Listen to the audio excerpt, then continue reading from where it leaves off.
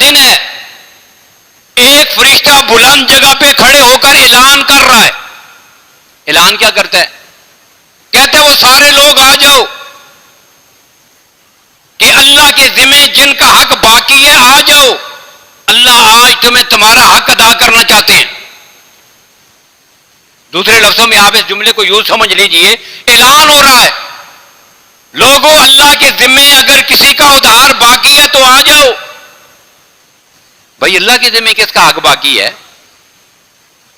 دنیا میں اللہ نے بندوں کو جو نعمتیں عطا کی ہوئی ہیں، ساری زندگی ایک بندہ صرف ایک نعمت کا شکر ادا کرتا رہے تو اس کا بھی شکر ادا نہیں ہوتا، باقی نعمتیں تو رہ گئی الگ. تو پھر اللہ کے ذمہ کون سا حق؟ لیکن یہ اس کا کرم ہے، یہ اس کا فضل ہے کہ وہ اپنے بندوں میں دنیا میں آنے والے حالات پر ان کو اجر و ثواب عطا کرنا چاہتے ہیں.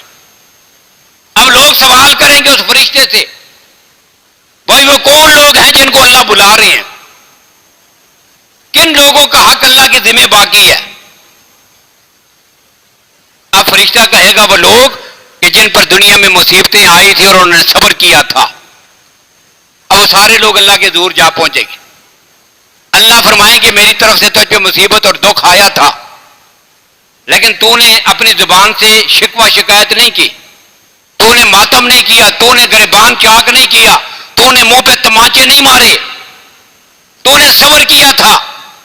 زبان سے اتنا کہا انا للہ و انا الیہ راجعون، پھر اللہ کی رضا پہ راضی ہو کر تو صبر کر کے بیٹھ گیا تھا.